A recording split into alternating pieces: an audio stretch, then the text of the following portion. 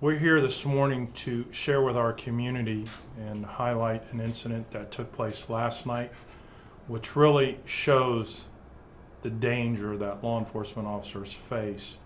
I could tell you that every new deputy and even seasoned deputies, we ingrain in them that nothing is routine.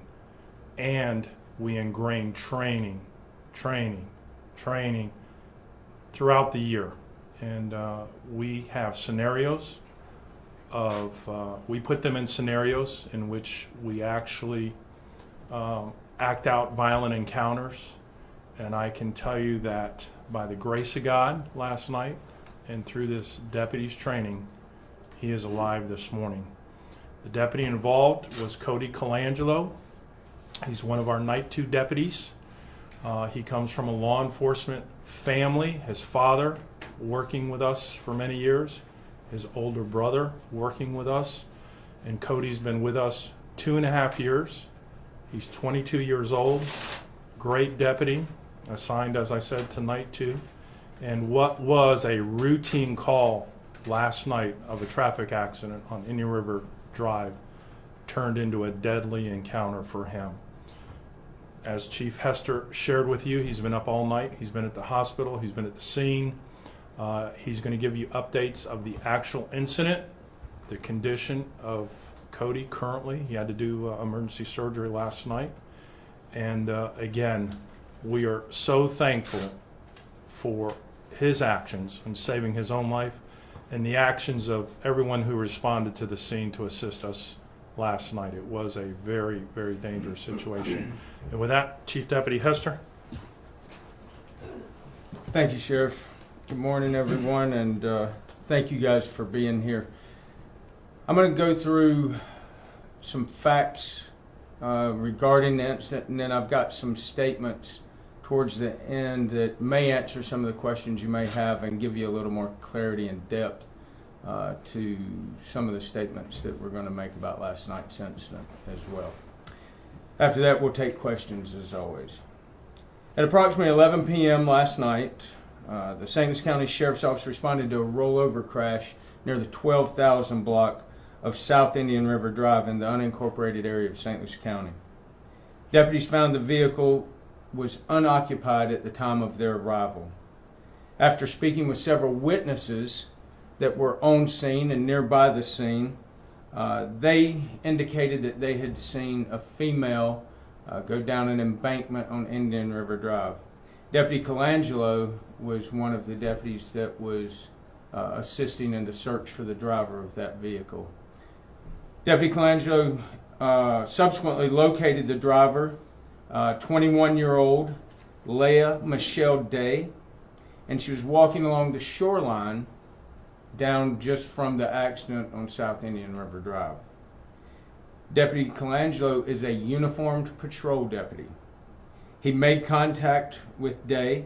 They had brief conversation. Their interaction was approximately 1 minute long.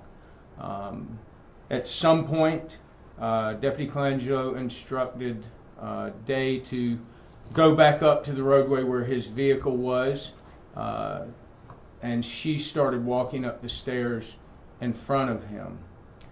After climbing approximately 2 to 3 stairs, going back up towards the road, she suddenly turned around and stabbed him. She stabbed Deputy Colangelo in the neck, and at that point,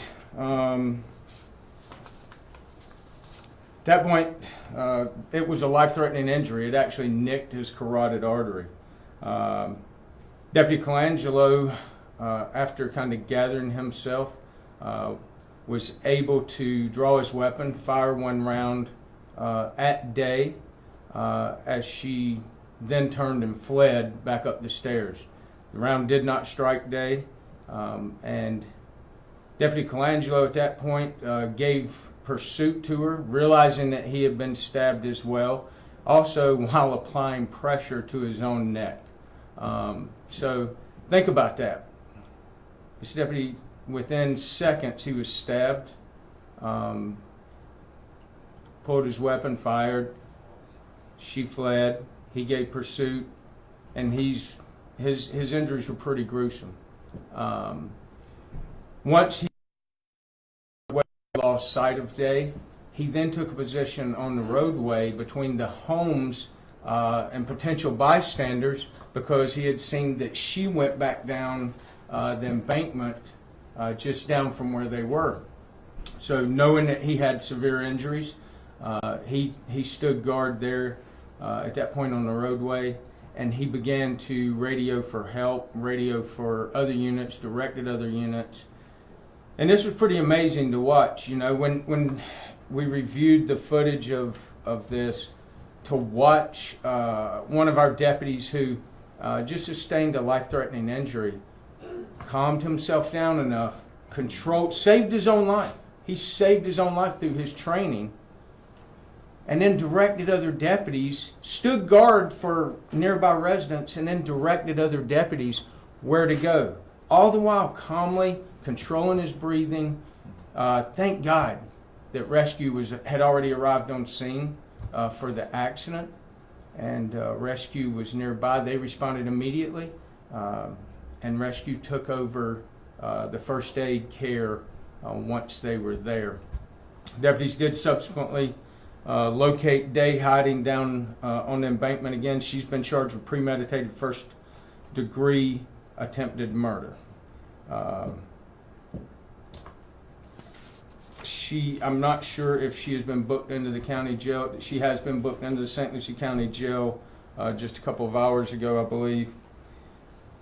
So let me follow up with a couple of other things, and I know you guys are going to have some questions.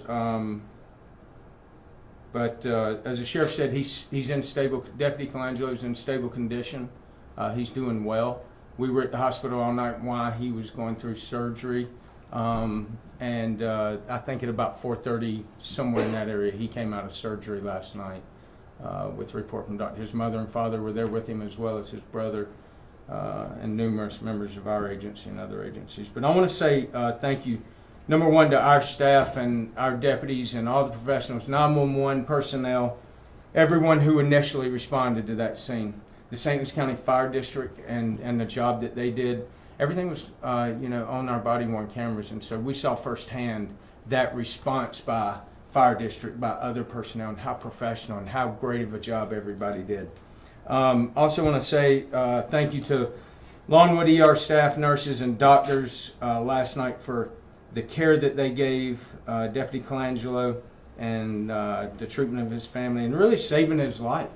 And then all of our surrounding agencies. We had officers, deputies from every surrounding agency that were here on scene last night and at the hospital and helping us, answering calls for service for us in the southern end as well as the northern end, helping while we had deputies that were tied up. So a big, thank you. That's the brotherhood of law enforcement, but we want to thank all of them.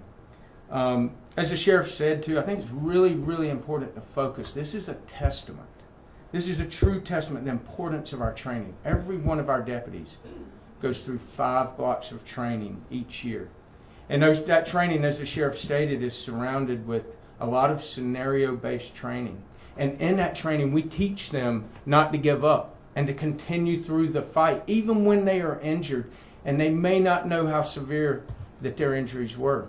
And as I said, his injuries were severe. The body-worn camera depicted to us just how severe his wounds were when they happened.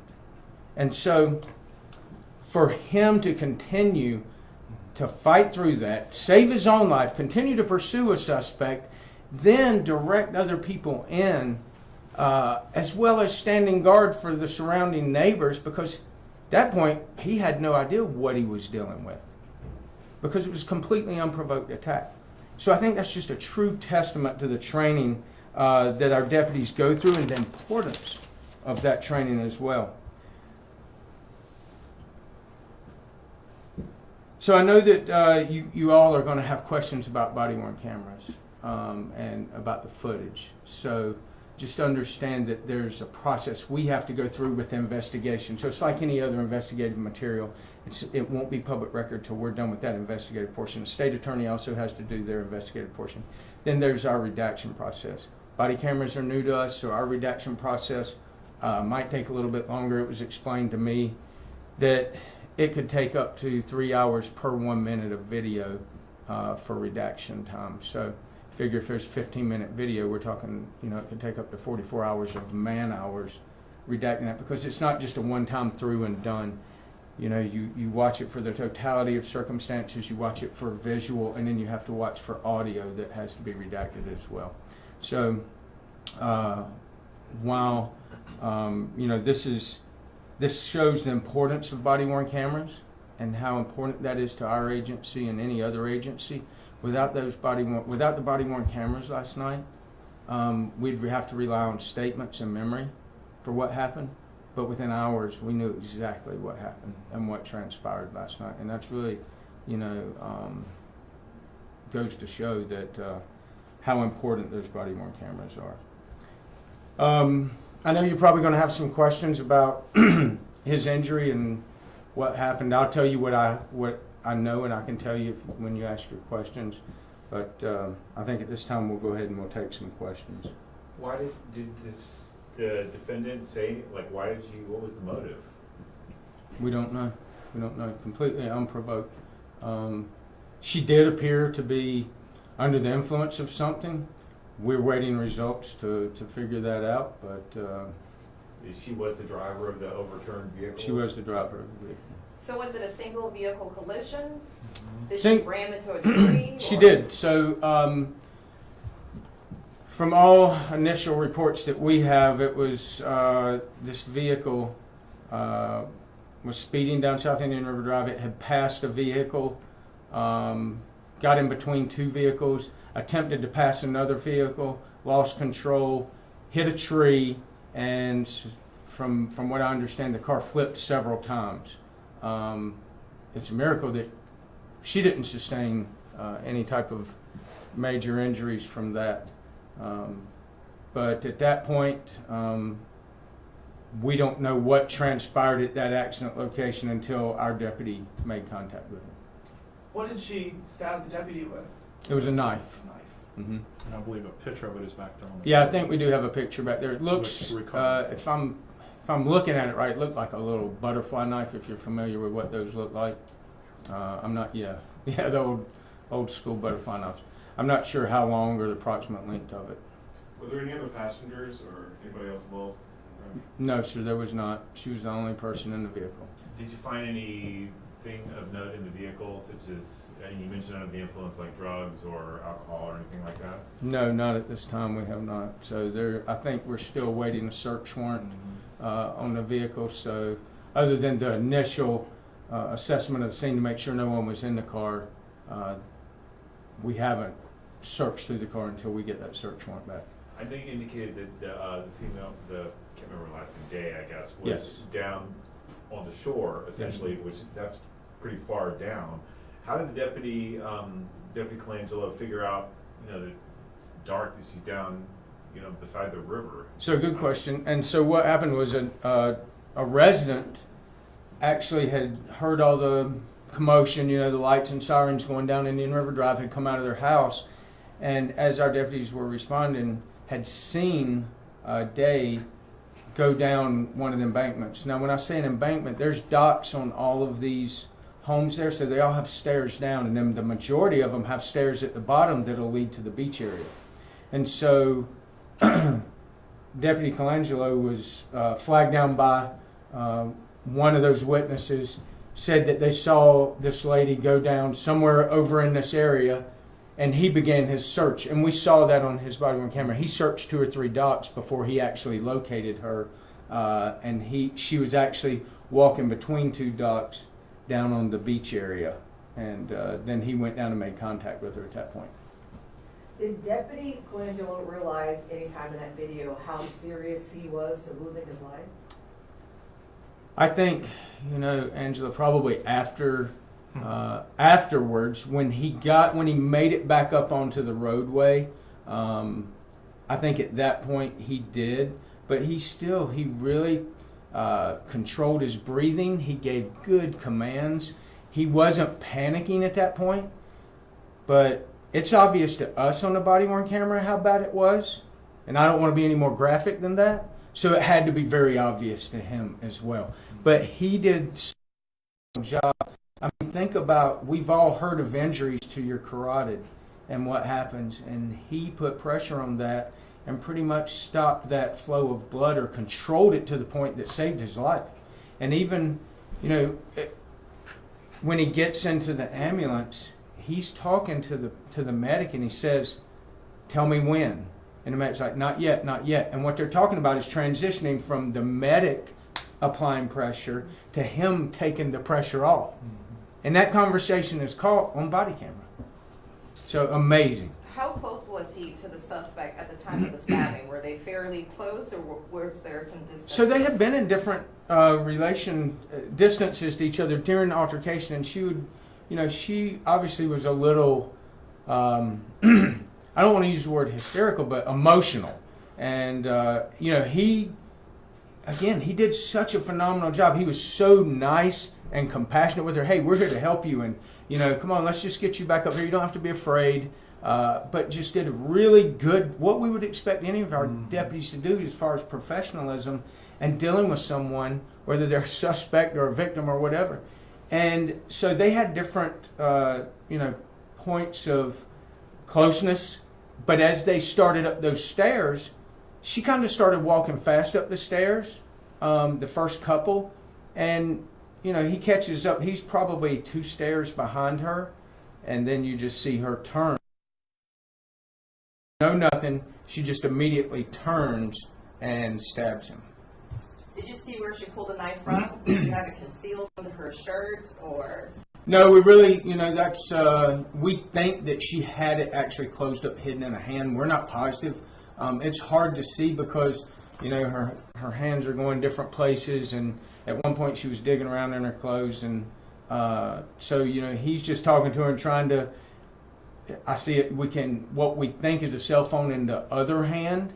So I'm sure in his mind, hey, this lady was just in a traffic crash. She might be intoxicated or whatever the case, and she's got a cell phone in her hand. And but we weren't able to see it. I can tell you that. Does she have any criminal history at all? None. Do you want to share the actual surgery with him? Oh, so I think it's important, you know, we talked about it nicked his carotid artery, but the severity of it was that, you know, the surgery was approximately 2.5 hours long last night, and they brought in a vascular specialist, and they actually took a artery out of his leg and replaced a portion of his carotid artery. And so that kind of tells you the severity of that injury for them to do that type of surgery. But he is expected to make a full recovery. He should be in the hospital for a couple of days.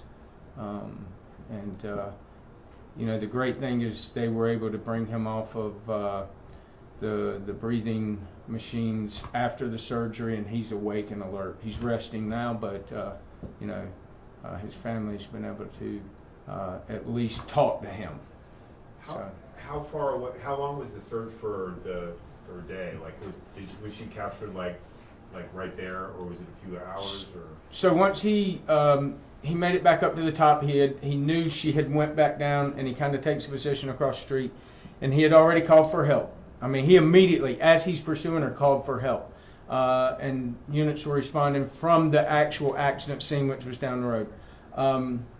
So at that point, tell me your question. How long after the stabbing occurred? Oh, did they find her? So soon as yeah. deputies pull up on scene, he starts directing them. She's over there. She went back down the embankment. This is what he gives a 100% detailed description of what she was wearing to the deputies as they're getting out of their car. One deputy stays with him. A couple deputies then immediately go down, and you hear them giving verbal commands to her and take her in custody. It was pretty quickly thereafter. Yeah, probably a couple minutes. Is it clear from the body camera footage how long in time from the stabbing to the time he received medical care that distance, or that time span? Was it 10 minutes? Was it 15 minutes? Was it 3 or 4 minutes? By the time that I watched it, and I didn't measure that time, but in my world, watching the video, it was probably less than, it's probably right around 2 minutes. I'm guessing you guys think that as well? Major, the fire rescue was at the scene of the original crash. Correct. So they were already on the. Yeah, they drive. weren't far down the So he just road. had to drive north. And soon as he called out that he had been stabbed and that he needed rescue, they were literally there. It kind of seemed long as you're watching it like, oh man, where they at? But then you hear them coming. It was probably, I'm going to guess it was, between a minute and 2 minutes. by They the were on time. their way because of the accident. They were already at the other accident. And that's something we got to be very thankful for. I mean, think about that. When you're at the 12,000 block of South Indian River Drive, nothing gets there quick. Right after rescue got on scene, guess what? Train came. Oh, And we know how long those trains are at nighttime as well. So can you imagine if they had to come from the Midway Road station, got stopped by a train? So the stars really, aligned for him last night. so he seemed very well trained. Give us more intel on his background. Like, had he had any decorated training? Was he give us more intel as to how he came to be so trained at 22 years of age. We train, I can tell you, you want to talk about training, we could do 10 press conferences on training because we train. We're probably, we're one of the most highly trained agencies in the state of Florida. And I don't just bark that out, we really are. The minute our deputies get out of the police academy, they go immediately into a 3-week, what we call introduction to high liability, where they are just put through, the rigors with our firearms, our defensive tactics, scenario-based training. They do a full week of nothing but scenarios. Then they go into their FTO process. Then after the 7 months of FTO, I call it quarterly, but we do it 5 times a year. So it's a little more than, it's about every 8 to 10 weeks. Our deputies go to 8 hours of training. And that training is based on, it's not just, the same every year. Every year it changes, and it's based on incidents just like this and other incidents that we deal with on occasion, from the most benign to the most crisis type situation that our deputies receive training on during those blocks of training. It always has defensive tactics, it always has the use of your mouth, it always has the use of our firearm, and it always has scenario-based training in it, as well as portions of driving. So we take all aspects of the job when we do that training. And so in 2.5 years, he's not, I don't know of any, I'm not sure if he was officer of the quarter or deputy of the quarter or anything like that. I'd have to go back and look, but he's received a substantial amount of training. How far away what was the distance between the deputy and the suspect when the gun was fired? It'd be hard to speculate because they were running upstairs at that time too. So. Like across the room or less? I don't know. I don't know. I'd be guessing. Let's put it this way: the stairs, probably from bottom to top, would probably be as long as this room. I'm guessing, roughly. So he fell back a couple of steps and then drew his weapon. Does he have family members, immediate family members, children, a wife, a girlfriend? No,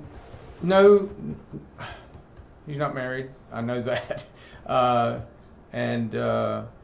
His father works for us. His brother works for us.